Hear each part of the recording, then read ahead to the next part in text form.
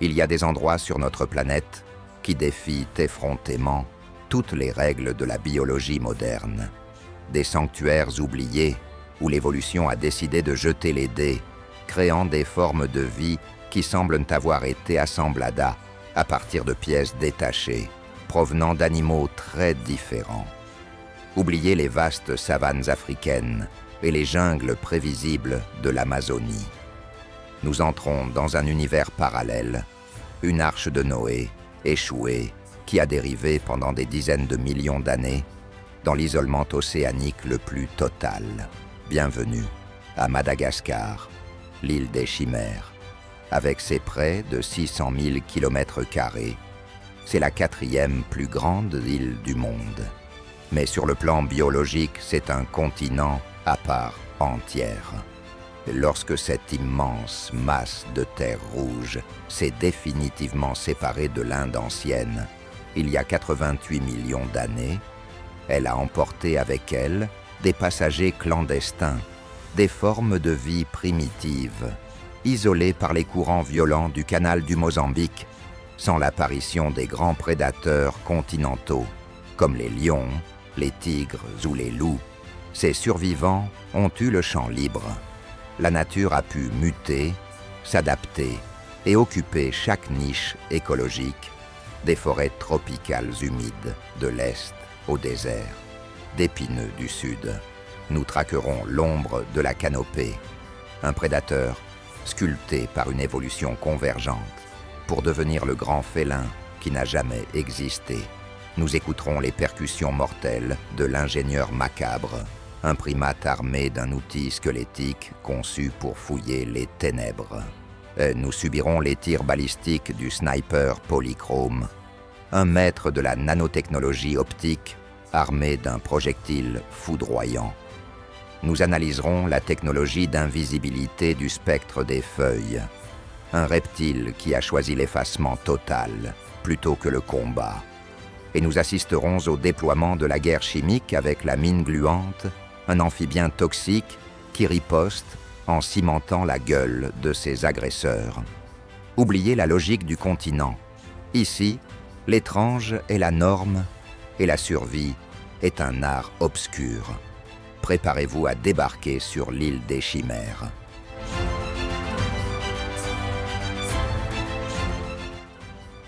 Dans chaque écosystème fonctionnel, il doit y avoir un régulateur, un sommet absolu à la pyramide alimentaire. Mais comment la nature crée-t-elle un super prédateur sur une île où les grands félins n'ont jamais posé la patte?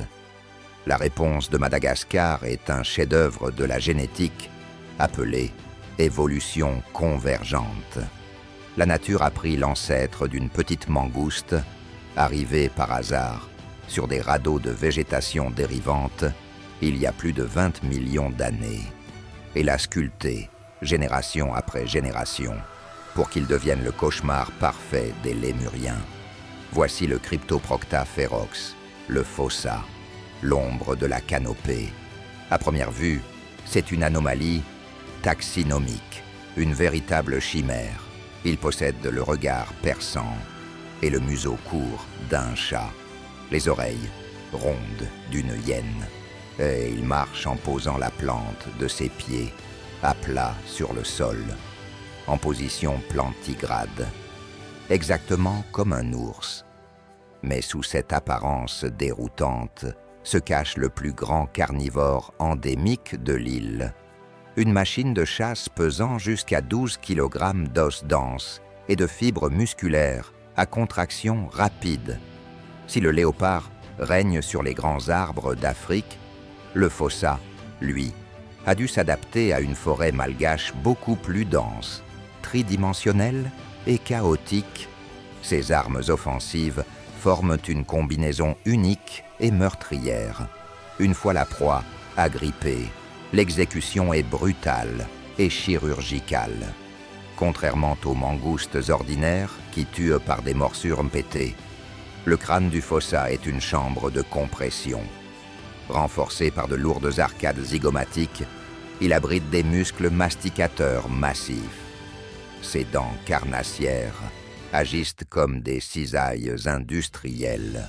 La mâchoire du fossa est si puissante qu'elle est capable de broyer la boîte crânienne d'un grand lémurien ou de sectionner sa colonne vertébrale en une seule morsure foudroyante, tuant sa victime instantanément, avant même qu'elle ne pousse un cri. Ce statut d'hypercarnivore signifie qu'il ne gaspille rien. Son acide gastrique désintègre la chair, les organes, la fourrure et même les os de ses proies.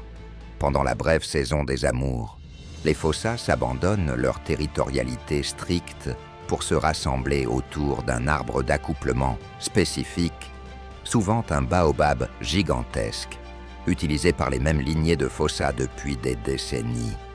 En haut de cet arbre, une femelle dominante prend position.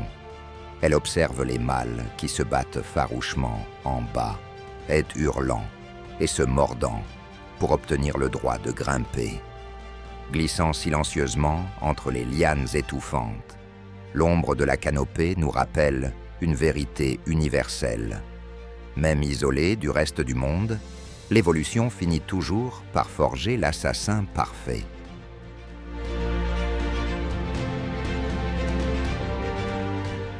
Dans les écosystèmes continentaux, la nature a inventé le pic vert pour extraire les larves riches en protéines enfouies sous l'écorce des arbres.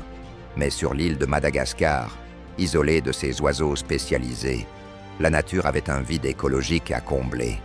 Sa solution a été de prendre un lémurien nocturne et de le soumettre à une série de mutations anatomiques si radicales qu'il ressemble aujourd'hui à une erreur de la création. Voici le Daubentonia madagascariensis, le Aye Aye, l'ingénieur macabre. Pour comprendre cette bête, il faut d'abord comprendre la terreur qu'elle inspire. Dans la culture traditionnelle malgache, le Aye Aye est l'incarnation physique du mal, une créature enveloppée par le fadi, un tabou ancestral puissant. Selon la légende, si l'ingénieur macabre pointe son doigt squelettique dans votre direction, vous êtes condamné à mort. La seule façon de conjurer cette malédiction est de traquer l'animal et de le tuer. Cette superstition terrifiante a conduit l'espèce au bord de l'extinction. Mais d'un point de vue purement biologique, ce fameux doigt est l'un des outils de chasse les plus sophistiqués de la planète. Ce troisième doigt est un miracle de la biomécanique. Dépourvu de masse musculaire, pour maximiser sa sensibilité, il est relié à la main par une articulation à rotule unique dans le monde des primates, lui permettant une rotation complète à 360 degrés. Le aïe-aïe s'en sert pour frapper l'écorce jusqu'à 8 fois par seconde. Ses oreilles géantes et coriaces capte les ondes sonores qui rebondissent, permettant à son cerveau de cartographier la structure interne du bois et de localiser les galeries creusées par les larves de coléoptères dans l'obscurité totale. Contrairement à tous les autres primates existants, le aïe-aïe possède des incisives à croissance continue, une caractéristique volée à l'ordre des rongeurs. Ses dents massives sont recouvertes d'un émail indestructible uniquement sur leur face avant.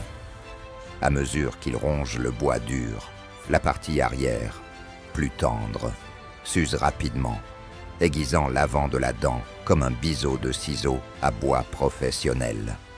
Propulsé par des muscles massifs qui occupent une grande partie de son crâne, ces incisives peuvent pulvériser l'écorce la plus dure et percer la noix de coco la plus épaisse, broyant le bois avec une violence industrielle.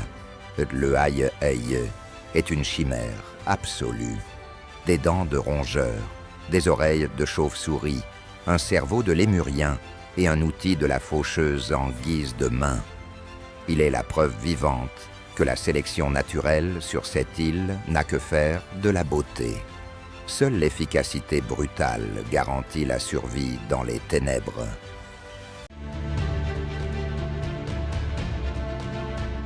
Si les nuits malgaches sont dominées par les horreurs acoustiques, les journées sont le théâtre d'une guerre optique et balistique sans merci.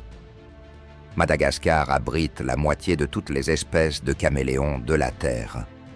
Ces reptiles n'ont ni venin, ni armure épaisse, ni vitesse de course.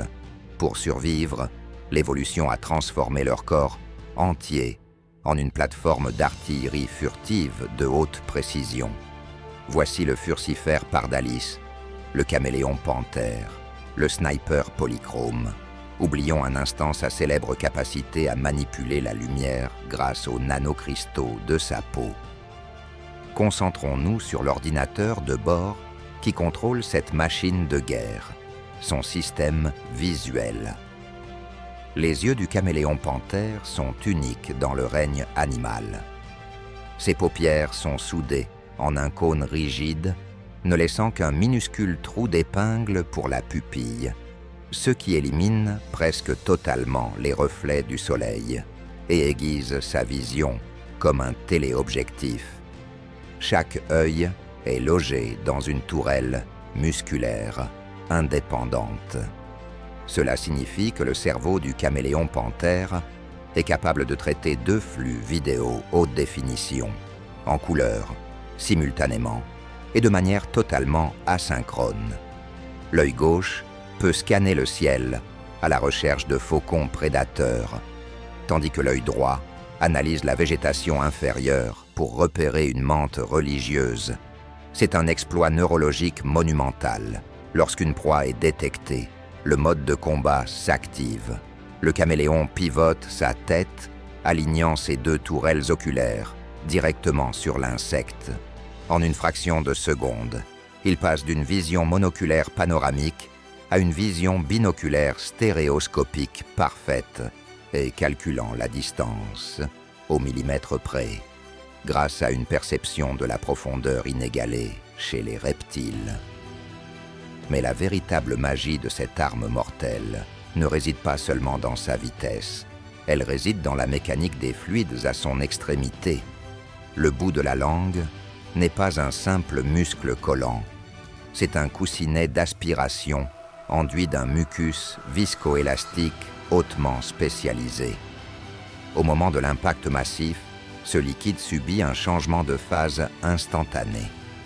Frappé à haute vélocité, le mucus devient des centaines de fois plus épais que du miel, créant un joint étanche et une adhésion moléculaire incassable entre la langue et la carapace de l'insecte, ancré fermement à sa branche grâce à des pattes en forme de tenaille, zygodactyle, et à une queue préhensile musclée agissant comme un 5e membre, et le caméléon panthère ne craint pas le recul de son propre tir.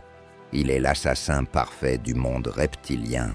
Il voit tout, calcule tout, et frappe plus vite que la lumière ne peut fuir.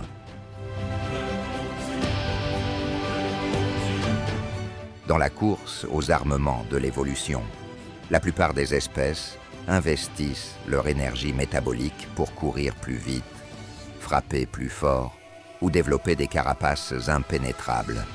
Mais dans la forêt primaire de Madagascar, où la canopée grouille d'oiseaux de proie et le sol de serpents affamés, une créature a choisi la voie de l'effacement total. Elle a décidé que la meilleure façon de gagner une guerre était de convaincre l'ennemi qu'elle n'existait pas. Voici l'Uroplatus fantasticus, le gecko satanico à queue en feuille, le spectre des feuilles. Pour ressembler à une feuille morte, il ne suffit pas d'en avoir la couleur, il faut en avoir la finesse. Le squelette de ce gecko est conçu pour s'aplatir sous la pression. Ses côtes sont articulées d'une manière extrêmement flexible, lui permettant de compresser sa cavité thoracique contre l'écorce des arbres jusqu'à devenir pratiquement bidimensionnelle. Sa queue, dépourvue de la graisse stockée par d'autres lézards, est une membrane aplatie dont les bords sont génétiquement programmés pour pousser de manière asymétrique, crantée et irrégulière, imitant parfaitement la nécrose végétale. et les attaques de champignons.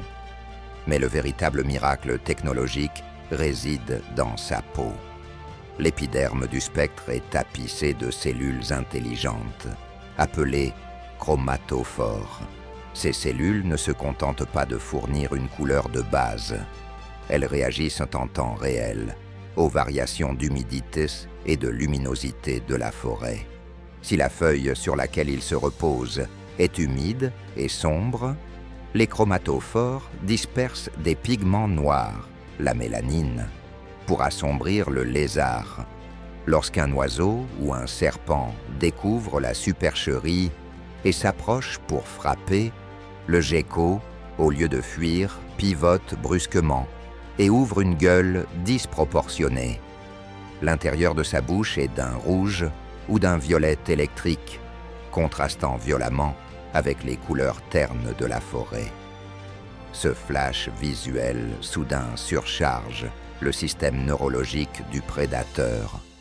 Pendant la fraction de seconde où l'oiseau recule, choqué par cette explosion de couleurs inattendues, le gecko se laisse tomber dans le vide de la canopée, disparaissant à nouveau dans les abysses du feuillage inférieur. Le gecko à queue, en feuille, est l'illusionniste suprême de l'île des chimères. Il nous prouve que dans un laboratoire biologique où la violence règne en maître, et l'effacement physique et la manipulation psychologique sont des armures bien plus efficaces que les écailles les plus épaisses.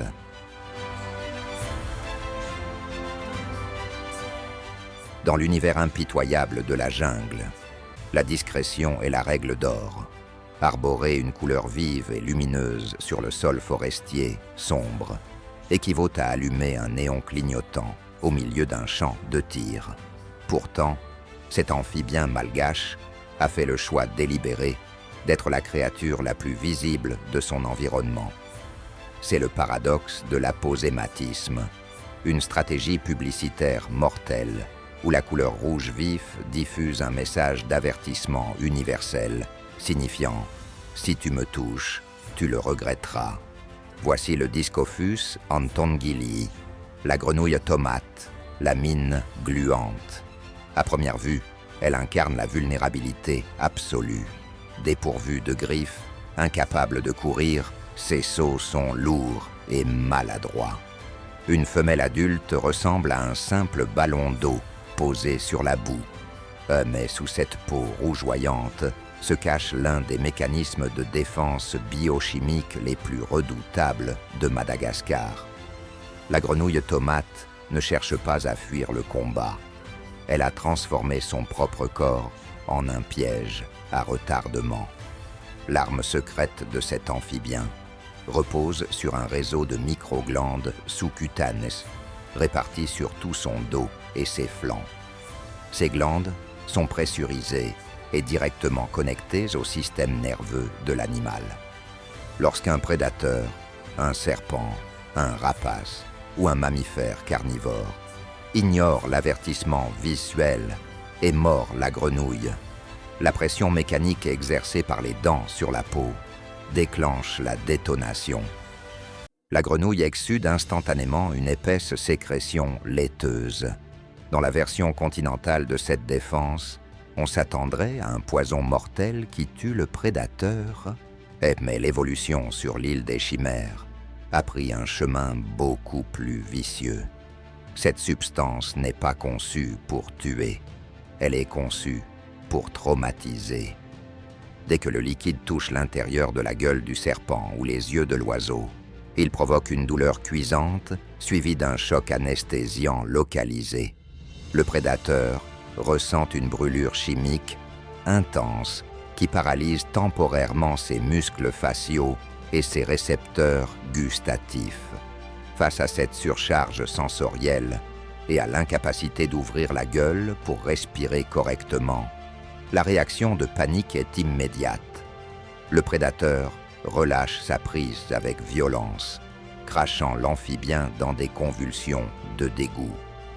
Dans ce laboratoire de l'extrême, la mine gluante prouve qu'il n'est pas nécessaire d'avoir des dents acérées pour être intouchable.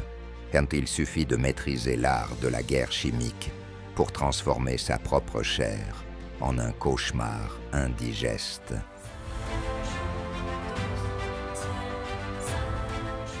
Séparée du reste de la planète Terre depuis 88 millions d'années, Madagascar reste le plus grand laboratoire de recherche et développement de la nature.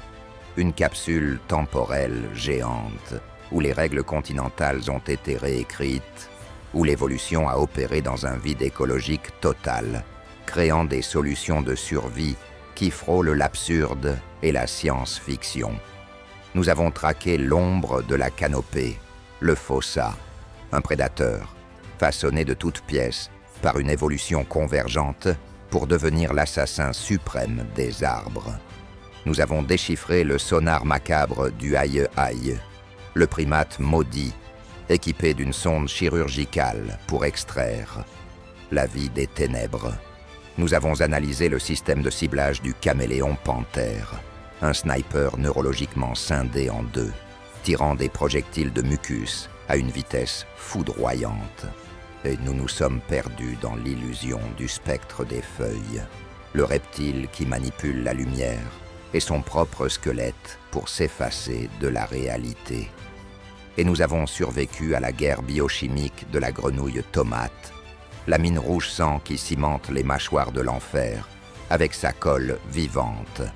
Si ce voyage au cœur de l'étrange a fait exploser vos certitudes sur le monde naturel, prouvez-le en frappant le bouton « J'aime ». C'est le signal dont nous avons besoin pour continuer à déclassifier les dossiers les plus obscurs de notre planète. Abonnez-vous à la chaîne et activez la cloche pour ne jamais manquer notre prochaine expédition dans l'inconnu. C'était nom de votre chaîne. Continuez d'explorer et n'oubliez jamais que les véritables extraterrestres ne viennent pas de l'espace. Ils rampent, sautent et se cachent dans nos propres jungles.